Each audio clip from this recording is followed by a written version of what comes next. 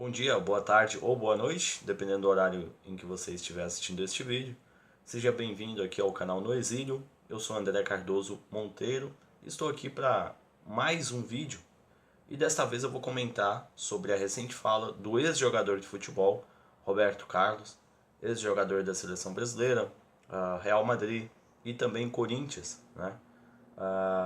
Ele deu uma recente entrevista para o ex-presidente do Equador, Rafael Correa, um esquerdista de primeira, né, que saiu do poder com uma desaprovação significativa, né, e saiu também com tons ditatoriais, né, ao fim do seu mandato, né, quase permanecendo no cargo, né, de momento nenhum se mostrando solícito a fazer, né, o que eles chamam de jogo democrático.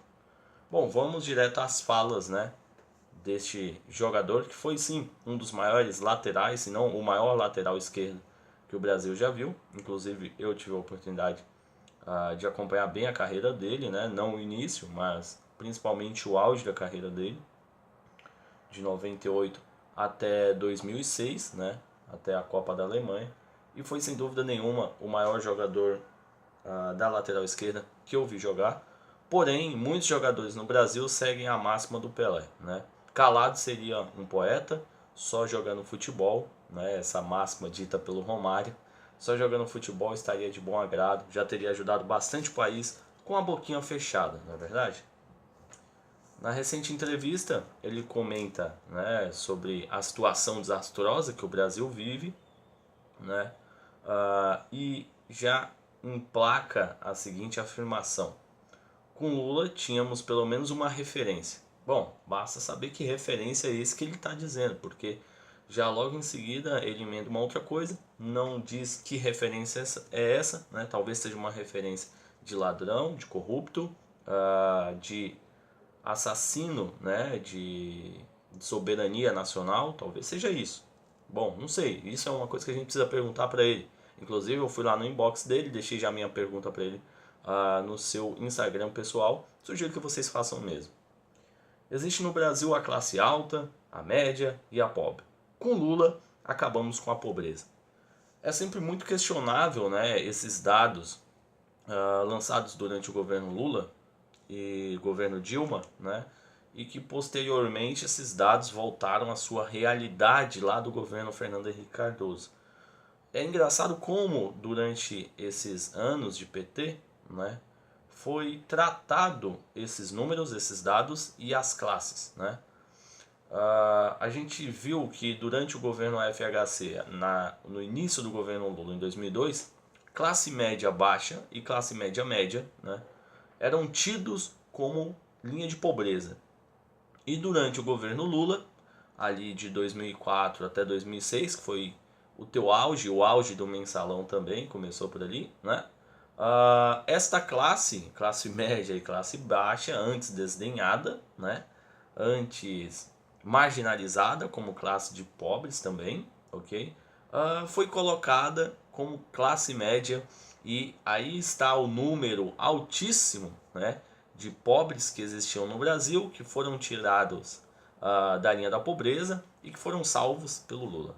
Então é sempre muito questionável esses dados, até mesmo a própria ONU ajudou muito o Lula, né, a propagar a sua campanha política de político perfeito, salvador da pátria, de eliminador da fome, né, com um projeto que não foi ele que deu início, né, foi o governo Fernando Henrique Cardoso, Fome Zero, que é um projeto socialista, que seria muito engodo da minha parte falar que é distribuição de renda, né, é distribuição de miséria, né, você continuar perpetuando a pessoa nos benefícios sociais e não levando para aquela região onde ele mora um incentivo fiscal para que empresas possam surgir e proliferar, né, fazendo com que aquele indivíduo tenha um trabalho e saia da dependência do Estado. Então isso para mim nada mais é do que um serviço de escravidão.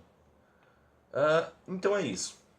E fala que com Lula essa pobreza acabou, né? E aí comenta que agora nesse novo período aí, sem citar o nome do Michel Temer, aumentou a gasolina, né? Aumentou a comida. Um cidadão que mal vive no Brasil dificilmente vem aqui, né? tem casa nos 4 cantos do mundo, mas dificilmente vem para o Brasil.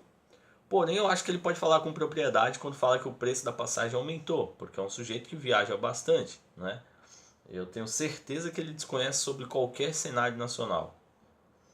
Ou seja, nós voltamos outra vez a ser um país de terceiro mundo. Vivemos 3 ou 5 anos sem tanta desigualdade entre ricos e pobres. Aí o Rafael Correa, ex-presidente do Equador, até o interrompe ali momentaneamente para afirmar que o Brasil era uma referência para o mundo, né? É outro sujeito que eu também gostaria de perguntar que referência é essa, né? Que aspectos são esses que eles observam que o Brasil foi referência, né? Qual tipo de referência? Os dados de violência, os dados de homicídio, a prostituição internacional, o tráfico de drogas, o tráfico de armas, né, ilegais. Qual que é a referência do Brasil para o mundo? Né? E durante o governo Lula também, que referência foi essa? E não por acaso, né, esse jogador, assim como o Ronaldo Fenômeno, eles sempre falaram muito bem, defenderam muito bem o Lula. Pois em 2009, 2010, 2011, né, o Ronaldo terminou a carreira dele em fevereiro de 2011, o Roberto Carlos saiu do Corinthians em 2010, né, eles estavam jogando aqui no Brasil no time do Lula, né, o Corinthians, que foi muito bem beneficiado com dinheiro público, dinheiro do BNDES, e que posteriormente consagrou até mesmo no estádio, né, dito como Itaquerão. Então, senhor Roberto Carlos, o senhor que jogou no Corinthians, o senhor que se beneficiou com dinheiro público, né, que foi injetado muito dinheiro da Caixa, a Caixa, inclusive, não para de patrocinar, né, clubes brasileiros, como se houvesse concorrência, né, para a Caixa. Como que uma empresa que é a única detentora de um monopólio de serviços de entregas no país tem a audácia, a coragem de pegar o meu, o seu, o nosso dinheiro e gastar em propaganda, né? Sendo que não há concorrência. Você fica escravo, refém de um serviço, sendo que não há concorrência. Então, para que diabos fazer propaganda? Para que diabos patrocinar clubes de futebol, né? Se não uma lavagem de dinheiro lícita, vamos dizer assim. Então, senhor Roberto Carlos, para você que desconhece, né, os crimes de Lula, o senhor pode digitar no teu Google aí, tá? Não é muito difícil não, digita lá. Os crimes de Lula. Pronto, basta isso, vai aparecer para você uma lista bem pequena, né? Bem pequena, né? Coisas, sabe? Crimes como estacionar em vaga de idoso, crimes como não pegar o cocô do cachorro em via pública, né? Jogar lixo, coisas bem banais, tá ok? Porém, né, nós temos aqui no Brasil ainda alguns juízes sérios, né? Um deles é o juiz Sérgio Moro, né? Então vamos falar somente dos crimes que agora ainda já foram imputados, né? Porque foram julgados e já foi determinada a sentença. Um dos crimes do Lula, né? Segundo aqui a nossa justiça, segundo a decisão do juiz Sérgio Moro e também de todas as outras instâncias, né? Só a propina recebida pela OAS, né, decorrente das contratações da Petrobras, alcança 87 milhões de reais. Só a OAS, tá? A gente não está falando de BNDES, da Petrobras em si, dos outros contratos da Petrobras, né? Porque ainda tem muito mais coisa também para ser desvendada e outras coisas ainda que precisam serem julgadas. Deste valor, 3 milhões e 700 mil teriam sido destinados ao presidente Lula, né? Ao ex-presidente Lula, na disposição do apartamento triplex, né? No condomínio Solares, na região do Guarujá, fora as reformas e as benfeitorias que foram feitas no apartamento. Então, senhor Roberto Carlos, quando você está falando ali de classe média, classe pobre, classe alta, né? Tipo A, tipo B, tipo C, eu confesso para você que você me lembrou muito aquela tentativa de rapper chamada Criolo, né, que tem boas composições harmônicas, algumas músicas interessantes, porém as letras ridículas. Naquela entrevista pro Lázaro Ramos, né, que começa ali também falando da classe média, tipo A, tipo B, vai parar em caixa de leite, vai parar em casa, vai parar lá na China, né? O seu raciocínio é exatamente esse. E para completar, o Luiz Inácio Lula da Silva não poderia ter formado uma classe intelectual no Brasil que o melhor representasse.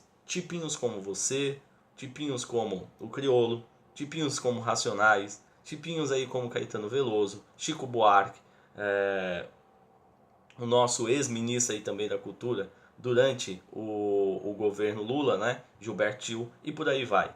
Parabéns para vocês, tá ok? Muito bem, parabéns aí, novamente, por tudo que vocês fizeram no Brasil.